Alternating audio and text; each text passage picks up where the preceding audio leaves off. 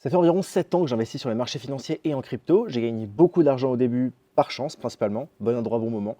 J'ai perdu quasiment tout ce que j'ai gagné par cupidité principalement et j'ai tout regagné, sinon plus depuis, par une bonne hygiène financière et une compréhension profonde des mécanismes derrière l'enrichissement et la création d'argent et de bénéfices via la bourse. L'investissement, c'est un sujet qui est hyper important, on est de plus en plus à le comprendre et d'ailleurs c'est une des questions qu'on me pose le plus. C'est assez connu autour de moi que j'investis beaucoup, que j'ai des grosses thèses par rapport à ça, que je comprends relativement ce que je fais. C'est un sujet qui revient très souvent, donc j'ai décidé de faire une vidéo pour, disons, le but du jeu, c'est si jamais tu investis un petit peu ou que tu n'as pas encore sauté le pas mais que tu t'y intéresses, mais que tu es un petit peu bloqué face au fait qu'il y a quelques grandes questions que tu te poses, quelques techniques, qualités que tu ne comprends pas encore, qui te freinent aujourd'hui, qui induisent de la friction entre ton état actuel et là où tu as envie d'aller, cette vidéo devrait répondre à toutes tes questions. J'ai listé 9 principes qui, selon moi, si je les avais su plus tôt, m'auraient permis de gagner beaucoup plus, de perdre beaucoup moins, et je pense que du coup, c'est une très bonne base pour commencer. Le premier principe qui est probablement le plus important, c'est le principe de time in the market versus timing the market. C'est une phrase qui encompasse un principe qui est super important, qui est que ce qui compte dans l'investissement, ce n'est pas d'essayer de timer le marché, à savoir anticiper s'il va y avoir demain une baisse ou une hausse. Ça s'appelle du trading et le trading, c'est très compliqué. La plupart des gens qui tradent sur le long terme perdent de l'argent, en tout cas par rapport à ce qu'ils auraient gagné en simplement achetant le marché et en attendant. Et ceux qui y arrivent, c'est des très bons mathématiciens, c'est les formations dont je viens, c'est très compliqué de faire du trading. Donc moi je t'invite à te détourner de ça, de surtout pas essayer d'anticiper le marché et d'acheter quand c'est bas et de vendre quand c'est haut, même si quand je le dis comme ça paraît très alléchant quand même comme façon de faire, mais si c'était si simple, ça se saurait. Mais simplement se contenter de passer du temps dans le marché, ce qui veut dire time in the market, du temps dans le marché. Le but, c'est de s'exposer à des assets de qualité pendant le plus de temps possible et partir du principe que, comme ce qui s'est passé dans le passé, sur le long terme, on sera gagnant.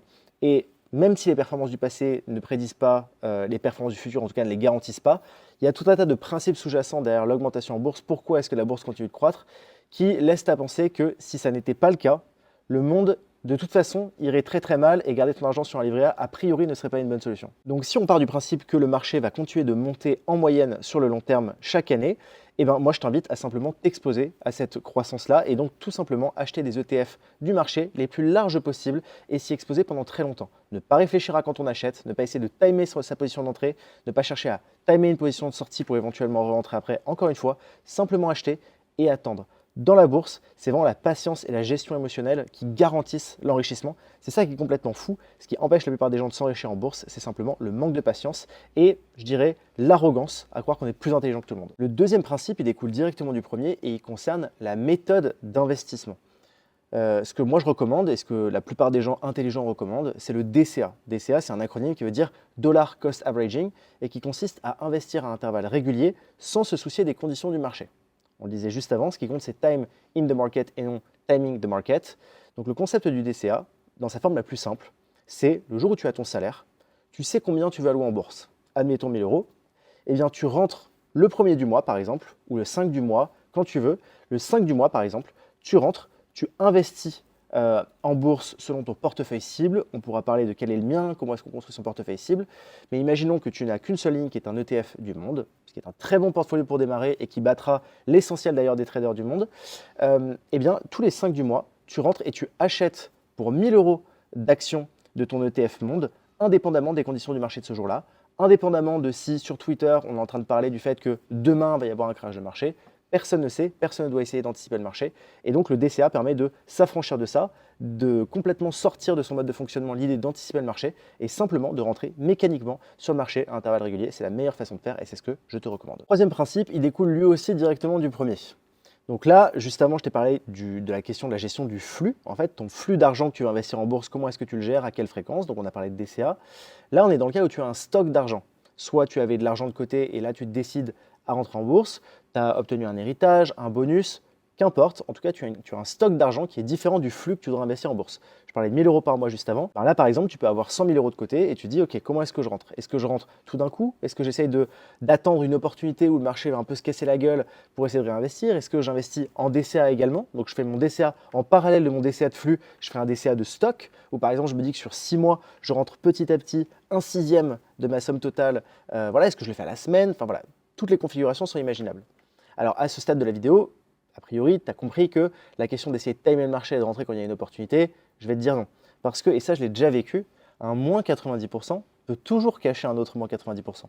Et de la même manière, un plus 5% peut toujours cacher un autre plus 5%. On ne peut vraiment rien anticiper. Donc ça, il faut l'oublier. Donc en fait, les deux possibilités qui s'affrontent, c'est ce qu'on appelle le lump sum, le fait d'investir tout d'un coup, donc tes 100 000 euros, là tu les as, tu décides de rentrer en bourse, boum, tu rentres all-in tes 100 000 sur ton portefeuille cible. L'autre alternative, ça serait une sorte de DCA pour ton stock. Les deux approches sont complètement OK, parce que, encore une fois, elles ne consistent pas à essayer de timer le marché, c'est tout ce qui importe. Et en fait, il y a eu plusieurs études statistiques qui ont été réalisées à différents moments de l'histoire, avec différents types de scénarios, différents types de montants. Et en fait, on arrive toujours à la même conclusion, c'est que le lump sum gagne dans 2/3 des cas par rapport au DCA. Encore une fois, parce que ce qu'il vaut mieux, c'est passer le plus de temps possible sur le marché.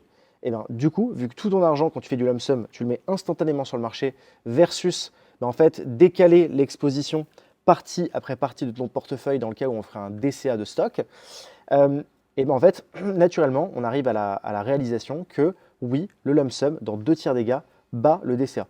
Maintenant, quand même, pour avoir regardé un peu ces études dans le détail, déjà, dans la plupart des cas, le fait que le lump sum soit meilleur, c'est pas de grand chose. On n'est pas en train de parler d'une performance qui fait du simple au double, on parle de quelques pourcents grattés.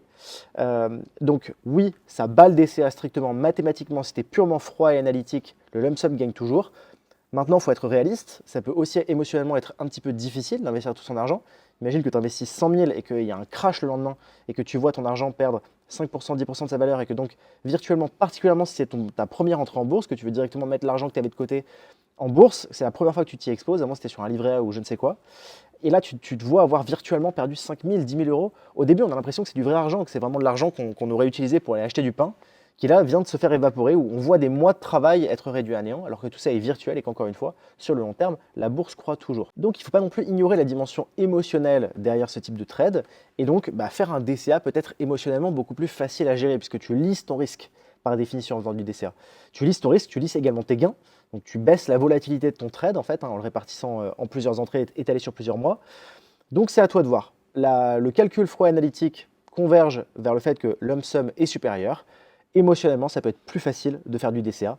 Moi, personnellement, avec l'argent, je suis extrêmement froid et calculateur, donc je privilégie toujours le lump sum dans ce type de situation. Le quatrième principe, il concerne un aspect de la construction de son portefeuille, et en particulier le stock picking. Donc le stock picking, c'est quand on choisit des actions individuelles à mettre dans son portefeuille, par opposition au fait d'investir uniquement dans des ETF, les ETF étant des paquets d'actions qui reproduisent des indices qui montrent la performance de certains secteurs, de certaines géographies. Les plus classiques étant par exemple le MSCI World, qui représente la performance moyenne des 1300, 1500 plus grosses entreprises des pays développés. On peut aussi avoir par exemple le Nasdaq 100.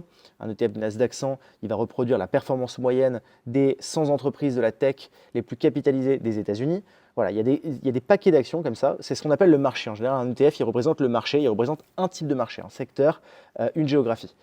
Et bien, le stock picking, ça consiste à ne pas investir dans des ETF, mais à vraiment sélectionner des actions individuelles, comme par exemple Tesla, Apple, Schneider Electric, qu'importe. Et au début, on est tous tentés de faire du stock picking. On a tous envie de se dire, non mais moi je pense que je sais mieux que le marché ce qui va évoluer, ce qui va aller plus vite. Il faut savoir que le marché, par exemple, si on prend même le MSCI World, qui est l'ETF le plus classique, le plus large qui existe, quasiment, en tout cas parmi les plus connus, ça fait 8% en moyenne de croissance annualisée lissée. Okay, c'est-à-dire que si tu restes longtemps sur la MSCI World, tu peux t'attendre à faire environ 8% de performance annuelle. C'est énorme quand on compare à ce qui était probablement jusqu'à présent tes alternatives. La plupart des autres assets financiers, que ce soit l'immobilier, que ce soit le livret A, que ce soit l'assurance vie, les fonds euros, tout ce genre de trucs qu'on peut te proposer par ailleurs, on est plus sur du entre 1, 3, 4% maximum de croissance annualisée. Donc atteindre 8, c'est énorme. Et en fait, 8, mathématiquement, sur une longue période, ça fait des multiples très gros. On fait plusieurs multiplications sur le courant d'une vingtaine d'années. Il faudrait que je fasse le calcul, mais c'est quelque chose comme x4, x5, x6, ton montant total que tu vas avoir comme performance. C'est énorme. Ne cherche pas à surperformer. C'est toujours la grille de la cupidité de vouloir faire plus que le marché qui conduit à faire des graves erreurs. Le stock picking, on a un exemple. Si tu fais du stock picking plutôt qu'investir sur un ETF, c'est parce que tu penses qu'avec ta petite tête, tu vas être capable de mieux savoir que le marché, ce qui va fonctionner à long terme. Et en fait, si c'était possible, les traders seraient successful. La plupart des hedge funds battraient le marché. Or, ce n'est pas le cas. La plupart des acteurs financiers ne battent pas le marché sur le long terme. Ils ont des très bonnes années durant lesquelles ils battent le marché, c'est-à-dire qu'ils font mieux que 8% annuel. Mais en fait, dans la plupart des cas, sur le long terme, quand on attend suffisamment longtemps, on finit toujours par se faire corriger. Donc ce que je te recommande, c'est d'être humble et de ne faire que investir sur des ETF. Oui, c'est ennuyant, oui, c'est boring, oui, c'est trop facile, mais en fait, la seule raison pour laquelle les gens ne le font pas et ne s'enrichissent pas sur le long terme, c'est parce qu'ils sont arrogants, qu'ils sont cupides et qu'ils n'ont pas de patience. Et la patience d'attendre, les premières années, la croissance de ton MSCI World va te paraître petite, mais en fait, dans 20 ans, quand tu te retourneras en arrière, tu te féliciteras d'avoir pris ces décisions. Cinquième principe, le Bitcoin. Alors, les cryptos, c'est un très gros sujet. C'est là que j'ai perdu l'essentiel de mon argent. J'ai été un big crypto guy, principalement par cupidité, mais aussi un petit peu par compréhension de ce qui se passait et du monde qui se dessinait et que les cryptos promettent. Quand on voit l'Eldorado de décentralisation, de souveraineté, que ça promet, c'est très très séduisant. Donc c'est un cocktail de tout ça qui a fait que j'ai été beaucoup là-dedans entre 2020 et 2023. Et donc j'en suis revenu. C'est un peu trop un monde de degen et ce qui a achevé de me convaincre de quitter les cryptos, ça a été toute la période des meme coins qu'il y a eu en 2025, je crois. Là je me suis vraiment dit que en fait c'était complètement rotten. Mais par contre, j'en reviens avec une conviction, qui est l'importance du Bitcoin. L'importance du Bitcoin en tant qu'asset souverain, mais aussi stratégique, puisqu'il a un rôle équivalent à l'or que j'ai par ailleurs dans mon portfolio. C'est un sujet de vidéo à part entière, mais en tout cas, s'il y a un principe que je peux te laisser, c'est que je pense que le Bitcoin est un très bon asset à avoir dans un portefeuille. Néanmoins, la proposition de valeur principale du Bitcoin, elle repose dans la souveraineté. Le fait que tu possèdes, soit en self-custody, tu possèdes tes clés, les clés du wallet. Ça veut dire que ces coins t'appartiennent véritablement, contrairement par exemple à de l'argent papier, de l'argent dette, qui en fait est une créance que tu possèdes auprès de la banque, qui en fait, si elle le veut bien, peut toujours te l'échanger contre de l'argent ou du pouvoir d'achat, mais pourrait un jour ou l'autre, pour des raisons structurelles ou conjoncturelles liées à toi, je ne sais pas quelle est ton activité, pourrait décider du jour au lendemain de refuser de te donner accès à ton argent. Et dans le monde très contrasté dans lequel on est en train de s'enfoncer, pour le dire poliment, je pense que ce n'est pas très risqué que d'avoir du Bitcoin, ou plutôt je pense que c'est risqué de ne pas en avoir. Je t'invite donc très fortement à t'y intéresser si ce n'est pas déjà le cas, et à double down, si tu es déjà balls deep dans le Bitcoin, je te félicite. Néanmoins, toujours en gardant en tête que la souveraineté est l'une des features clés du Bitcoin, et donc c'est hyper important de posséder ces tokens sur des cold wallets et pas sur des plateformes centralisées, et encore moins sur des plateformes qui ne te permettent pas de récupérer tes cryptos quand c'est hébergé chez quelqu'un d'autre, comme ça peut par exemple être le cas avec Revolut, qui te propose très facilement de trader du Bitcoin. En fait, tu ne pourras jamais échanger tes Bitcoins sur une autre plateforme pour finir par les récupérer sur un wallet. Donc c'est OK de passer par Binance par exemple pour les acheter, c'est OK de les stocker pour l'instant, mais dans un second temps, l'étape d'après, ce sera véritablement de comprendre comment est-ce qu'on les store sur un cold wallet. Sixième principe, tu l'as compris, je suis un gros ETF guy, je suis pour qu'on investisse uniquement dans des ETF à moins d'avoir une très bonne raison de faire autrement. Et donc il y a une question qui va vite se poser, qui peut vraiment éroder ta performance si tu ne te la poses pas ou si tu ne le connais pas, c'est qu'il faut que tu regardes vraiment dans le titre des ETF, à la fin, il va y avoir une lettre, soit A, soit ACC, soit C. Ça veut dire que c'est accumulant ou capitalisant. C'est-à-dire que les dividendes des actions qui sont à l'intérieur de cet ETF vont être reversés dans l'ETF et donc augmenter la taille de ta position dans le temps. A contrario, en opposition à ces A, AX ou C, il y a des ETF dont le nom se termine par D ou DIST. Ça veut dire distribuant. C'est-à-dire que les dividendes des actions de l'ETF te seront versés sur le compte de ton courtier pour que tu puisses, par exemple, les réinvestir. En France, et c'est le cas dans la plupart des pays, mais en fait, il y a une différence de traitement très forte de fiscalité entre ces deux types d'ETF. Puisqu'un ETF accumulant, vu que tu ne vas jamais toucher les dividendes, ils vont être directement réinvestis dans ta position et donc la faire grossir, eh bien, il n'y aura pas d'opération fiscale associée. A contrario, dans le deuxième type d'ETF distribuant, là, puisque tu vas toucher les dividendes, le fisc va considérer que c'est un gain du capital et tu vas donc être taxé à hauteur de plus de 30% maintenant, 31,4 je crois de flat tax sur ces dividendes. Alors peut-être que tu vas même directement les réinvestir dans l'ETF puisque tu ne prévois pas spécialement de les prendre. Donc en fait, c'est hyper important que tu n'investisses que dans des ETF accumulants, capitalisants, pour ne jamais avoir les gains de tes dividendes érodés. Et je le précise parce que je vois souvent des débutants qui en fait investissent dans du DIST, dans du distribuant sans le savoir et qui finissent par en payer la facture plus tard. Septième principe, sur quel type d'enveloppe fiscale investir. Donc en gros, les supports principaux, ça va être le CTO, compte titre ordinaire, le PEA, le PER et l'assurance vie, si j'en ai oublié aucun. Ils ont tous leurs spécificités.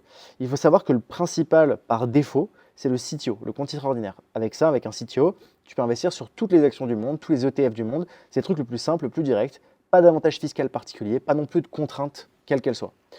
Le PEA, ça a des contraintes spécifiques, c'est français. Tu ne peux investir dessus que sur des actions européennes. En échange de quoi, tu as en gros une division par deux de la fiscalité que tu as sur l'imposition des gains du capital. Donc en gros, quand tu vas faire du bénéfice, tu vas devoir payer une flat tax sur tes gains. Et au lieu d'être à 31,4%, elle sera à 18,6% sur le PEA. C'est intéressant, mais tu as donc cette contrainte. Le PER, ça va être une enveloppe fiscale qui va être intéressante si tu penses que tu vas avoir un salaire à la retraite qui va être très inférieur à ton salaire actuellement. Mais je trouve que les frais et les contraintes associées sont pas du tout intéressantes. Tu vas avoir des frais énormes, comme toutes ces enveloppes fiscales basées sur des niches fiscales. En général, tu as des frais de fou. Surtout, il faut que tu sois fine avec le fait de bloquer ton argent pendant 40, 50 ans. Qui a envie de faire ça? Troisièmement, la retraite. La retraite par répartition, c'est un système qui ne pourra pas tenir. Il va y avoir tellement de changements par rapport à ça que moi, personnellement, je ne mettrai pas mon argent dans un truc qui est spécifique à la retraite française et au système qui existe aujourd'hui. Et enfin, l'assurance vie, c'est intéressant pour la transmission. C'est une enveloppe fiscale qui, en général, a quand même des hauts frais. En général, on se gave bien sur votre dos. Et en plus, il y a des manières plus intelligentes, plus intéressantes de structurer sa transmission, son patrimoine. Donc, laissons tout ça de côté. Pour moi, il y a deux enveloppes qui valent le coup d'être investiguées, du coup, c'est le CTO et le PEA.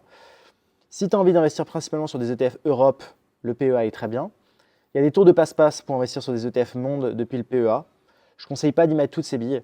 Et si tu as envie de te retirer de la bande passante mentale et faire un truc simple, qui marche, qui est carré et qui te laissera toute ta souveraineté, toute ta liberté dans le futur, qui est simple, qui ne va pas te prendre la tête, qui ne va pas te prendre pour un con, le CTO suffit. Moi, personnellement, aujourd'hui, 90% de mes investissements, je les fais uniquement sur un CTO. On ne me prend pas la tête, j'investis sur ce que je veux et c'est ce que je te conseille de faire. 8, simple, sur quelle plateforme investir ou sur quel courtier, où est-ce que je fais mon CTO par exemple. Moi je te conseille DEGIRO, j'en ai essayé plein, c'est super simple. Pour mon PEH sur Bourse Direct, c'est très bien aussi, c'est très French pour le coup. DEGIRO c'est quand même vachement bien, des frais super bas, tu as toutes les actions que tu peux imaginer, c'est as low as 1 euro par transaction. Sur la plupart des transactions, ça va être ça les fees que tu vas avoir. Aucun frais de tenue, évidemment, aucun frais d'inactivité. Je te mets d'ailleurs mon lien dans la description. Si ça t'intéresse de faire un compte là-bas, tu auras 100 euros de frais de trading offerts. Neuvième et dernier principe, si je ne devais avoir qu'une seule ligne dans mon portfolio, laquelle serait-ce?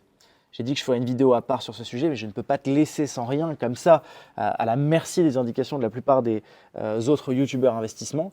Eh bien, si je ne devais en avoir qu'une, ce serait un ETF du Nasdaq. C'est un long sujet, très débattable évidemment. Moi personnellement, je pense que sur les 5 à 10 années qui viennent, l'essentiel de la croissance économique va être capté par les boîtes qui figurent dans le Nasdaq 100. Donc en prenant un ETF du Nasdaq, tu t'y exposes. Je pense que c'est l'ETF qui aura le plus de croissance, le plus de volatilité également assurément. Mais la volatilité, ce n'est pas du risque. La plupart des gens le confondent. Simplement, la variabilité, ça veut simplement dire que un jour, tu peux avoir un plus 10% et le lendemain, tu peux avoir un moins 10. Chose que tu auras beaucoup moins sur un MSCI World qui va avoir une volatilité plus contenue, mais une croissance plus contenue également. Le Nasdaq a une performance largement supérieure en moyenne à l'ensemble du marché, en tout cas sur les dernières 30 années. Encore une fois, un sujet très débattable, mais c'est ma conviction et je peux te dire qu'elle est informée. Et voilà, tu en sais officiellement plus que moi après 4 ans d'investissement peut-être. Si j'avais su ces 9 principes quand j'avais démarré, j'aurais gagné beaucoup plus d'argent, j'en aurais perdu beaucoup moins et donc je serais beaucoup plus content. J'espère que ça t'a plu. À la prochaine. Ciao.